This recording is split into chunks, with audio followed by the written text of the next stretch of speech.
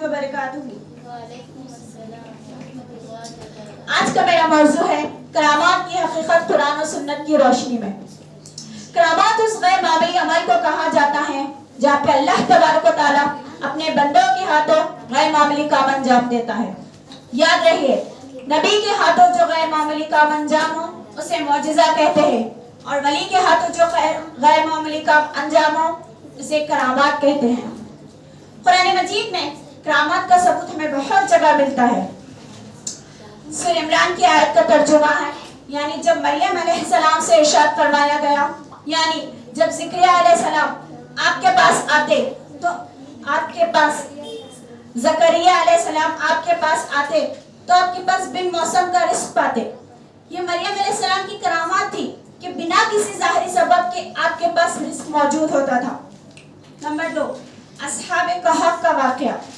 अल्लाह तबारक व तआला ने इन्हें 309 साल तक जिंदा रखा, बिना खाए पिए, और उनके जिस्मों को सलामत रखा। ये अल्लाह के नेक बंदों की करामत है। नंबर 3, हज़रत सुलेमान अलैहिस्सलाम के वजीर का वाक़या, यानी पलक झपकते ही उन्होंने बिल्किस का तख्त लाकर पेश कर दिया। ये एक वली की करामत है। सहाबा किराम से भी हमें करामत का सबूत मिलता है। हज़रत उमर रज़ियल्लाहु तआला अन्हु दूर से देखकर इरशाद फरमाते हैं, जब हज़रत सारिया रज़ियल्लाहु तआला अन्हा जंग नहवंदा में दुश्मन के खिलाफ लड़ रहे थे, तब हज़रत उमर रज़ियल्लाहु तआला अन्हु मदीना मुनव्वरा में खुतबा दे रहे थे। खुतबा देते हुए अचानक रुक गए और जोर से कहने लगे, ऐ सारिया, पहाड़ी की तरफ हो जाओ, पहाड़ी की तरफ हो जाओ। तमाम मस्जिद में लोग हैरान हो गए, एक दूसरे को देखने लगे। अमीरुल मोमिनीन ये किसे कह रहे हैं, यहाँ तो कोई सारिया मौजूद नहीं है। इतना कहने के बाद उमर रज़ियल्लाहु तआला अन्हु ने अपना खुतबा जारी रखा, ऐसा जैसे कि कुछ हुआ ही ना हो।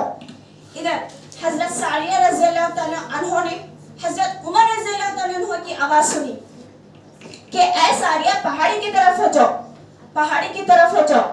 उन्होंने समझ लिया ये अल्लाह तबारक व तआला की तरफ से इशारा है। फौरन उन्होंने अपनी फौज को पहाड़ी की तरफ ले गए। इस वजह से मुसलमानों ने फतह हासिल की। इस वाक़े से हमें सबक ये मिलता है कि अल्लाह तबारक व तआला अपने अजीज बंदों यानी वलियों के साथ नूरानी और ताकत अता फरमाता है, उन्हें बसारत अता फरमाता है। करामात किसी आम इंसान की बस की बात नहीं है, असल में ये अल्लाह तबारक व तआला की कुदरत की निशानी है। नंबर 3, हज़रत खालिद बिन ज़ैद रज़ियल्लाहु तआला अन्हु, उन्होंने जहर पी लिया था लेकिन फिर भी उन्हें कुछ ना हुआ। ये भी उनकी एक अजीम करामत है। अब आते हैं हज़रत गौस आज़म रहमतुल्लाह अलैह की तरफ। उनका शुमार अजीम बुजुर्गों में होता है। अल्लाह तबारक व तआला ने आपको इल्म, इबादत, करामात से नवाजा है। आपका हर वक्त अल्लाह तबारक व तआला की इबादत में गुजरा है। आप हमेशा फरमाते, अल्लाह वाले कभी गुरूर नहीं करते, बल्कि आजिज़ी उनका ज़ेवर है। हज़रत गौस आज़म रहमतुल्लाह अलैह ने इरशाद फरमाया, हवा में उड़ना तो कोई बड़ी बात नहीं, ये तो चिड़िया भी उड़ सकती है, परिंदे भी उड़ते हैं ना। और पानी में चलना कोई बड़ी बात नहीं, ये तो मछली भी चल सकती है। लेकिन हम अशरफुल मखलूक़ात हैं, हमारा काम सबसे अफजल होना चाहिए, सबसे बेहतरीन होना चाहिए। वो किस तरह से? वो इस तरह से कि हम अल्लाह तबारक व तआला की फरमाबरदारी करें, दीन पर कंटिन्यूअस अमल करें, इस्तिक़ामत कायम रखें। और यह इकराम की करामत ही इस्तिक़ामत होती थी। वो अपने दीन पर कंटिन्यूअस इस्तिक़ामत पर रहते थे। ऐसा नहीं होता था कि फंक्शन हो तो नमाज़े गैब, घर में कोई हादसा हो तो नमाज़े गैब। हज़रत गौस आज़म रहमतुल्लाह अलैह का ही वाक़या है कि आप जिक्र में मौजूद थे। एक शख्स आया, आकर कहने लगा, आपका जो जहाज है जिसमें करोड़ों का सामान है वो डूब गया। आपने अल्हम्दुलिल्लाह कहा और जिक्र को कंटिन्यू किया। थोड़ी देर के बाद वो शख्स आया, आकर कहने लगा, जो जहाज डूब गया था वो वापस आ गया। आपने फिर अल्हम्दुलिल्लाह इरशाद फरमाया और अपने जिक्र को मुकम्मल किया।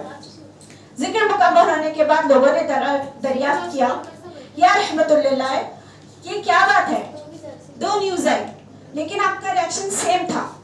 तब आपने इरशाद फरमाया, جب غم کی خبر آئی تو میں نے دیکھا کہ کہیں میرا دل اللہ سے ناراض تو نہیں ہے، لیکن میرا دل مطمئن تھا، اس لیے میں نے الحمدللہ کہا۔ اور جب خوشی کی خبر آئی تو میں نے دیکھا کہ کہیں میرا دل اللہ سے خوشی سے دور تو نہیں ہو گیا، پھر میں نے دیکھا کہ میرا دل بہت مطمئن تھا، اس کے بعد میں نے الحمدللہ کہا۔ یہ ہوتے ہیں اولیاء اکرام، خوشی ہو یا غم انہوں نے کبھی دین کو نہیں چھوڑا، اپنے دین پر استقامت پہ قائم رہتے ہیں۔ انہی کا ایک اور واقعہ ہے کہ آپ درس میں موجود تھے، ایک شخص آیا آپ کو چٹھی دے کر چلا گیا، آپ نے چٹھی پڑھی اور بازو رکھ دیا اور اپنا درس مکمل کیا۔ درس ختم ہونے کے بعد آپ کے چہرے پر پریشانی کے حالات دیکھے تو لوگوں نے ارشاد فرمایا، یا رحمت اللہ علیہ کیا بات ہے؟ تو ان کے بیٹے کا انتقال ہو گیا تھا۔ ذرا سوچئے، ان کے بیٹے کا انتقال ہو گیا، انہوں نے درس کو نہیں چھوڑا، لیکن آج ہمارا معمول ایسا ہے، ہم 8 دن تک چھٹی کرتے ہیں۔ تو یہ ہوتے ہیں اولیاء اکرام جو اپنے دین کو نہیں چھوڑتے، اپنی استقامت کو نہیں چھوڑتے۔ ولی کے لیے کرامات بتانا ضروری نہیں ہے، کیونکہ بڑے بڑے اولیاء اکرام گزرے ہیں جنہوں نے کوئی کرامت نہیں دکھائی، لیکن نبی کے لیے معجزہ بتانا ضروری ہے۔ کیوں؟ کیونکہ لوگ انہیں چیلنج کرتے ہیں، انہیں چیلنج کر کے بتاتے ہیں کہ اگر آپ اللہ کے نبی ہیں، آپ کا کانٹیکٹ اللہ سے ہے تو معجزہ کر کے دکھائیے۔ تبھی انہوں نے پہاڑ سے اونٹنی نکالی، چاند کے 2 ٹکڑے کیے، کنکر سے کلمہ پڑھا، یہ سب ہوا کیوں؟ انہیں چیلنج کیا گیا تھا۔ ہمارا بولنے کا مقصد یہ ہے کہ کسی بھی ولی کو ان کے کرامات سے جج نہ کریں، بلکہ انہیں ان کے نماز، روزے، ان فرائض کے علاوہ ان کی نوافل کی کثرت کو دیکھیں۔ آخر میں اللہ تبارک و تعالیٰ سے دعا ہے ہمیں اور آپ سب کو کہنے سننے سے زیادہ عمل کی توفیق عطا فرمائیں۔ اپنی اس تقریر کو شعر سے ختم کرنا چاہوں گی۔ نگاہ ولی میں وہ تاثیر دیکھی، نگاہ ولی میں وہ تاثیر دیکھی، بدلتی ہزاروں کی تقدیر دیکھی۔ السلام علیکم ورحمۃ اللہ وبرکاتہ۔